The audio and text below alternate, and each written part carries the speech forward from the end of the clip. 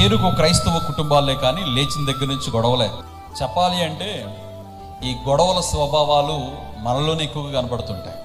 ఎక్కువ శాతం పోలీస్ స్టేషన్లో కేసుల్లో ఉన్నటువంటి వారి పేర్లన్నీ ఎవరి పేర్లు ఉన్నాయి తెలుసా? ఈరోజు బైబిల్ పేర్లు ఉన్నాయి. ఒక్కొక్కసారి బాధ అనిపిస్తుంటుంది. ఎఫ్ఐఆర్లో ఉన్న పేర్లు క్రైస్తవ పేర్లు ఉన్నాయి. ఇంట్లో ప్రతిదాన్ని ఎక్కడికి తీసుకెళ్తున్నారండి? పోలీస్ స్టేషన్కే. దేవుని బిడ్డలుగా మనం దేవుని నీతిని ఎలా నెరవేరుస్తున్నాం?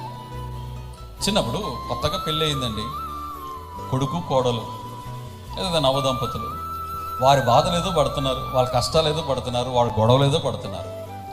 వాళ్ళు గొడవ పడితే అత్తెల్లి కేసు పెడుతుంది, ఈ నెల్లి కేసు పెడతారు. అంటే మన కుటుంబ పరువుల్ని ఎక్కడ తీసుకెళ్ళి పెడుతున్నాం అంటే బజార్లో పెట్టుకుంటున్నాం. ఆవేశాలు. ఈరోజు మనం చేసే పని ఏంటంటే ఈ కలహాలను తీసుకెళ్ళి ఏం చేస్తానంటే పోలీస్ స్టేషన్లో పెట్టుకున్నాం. రోజు కలహాలేనండి దీనికి కారణం.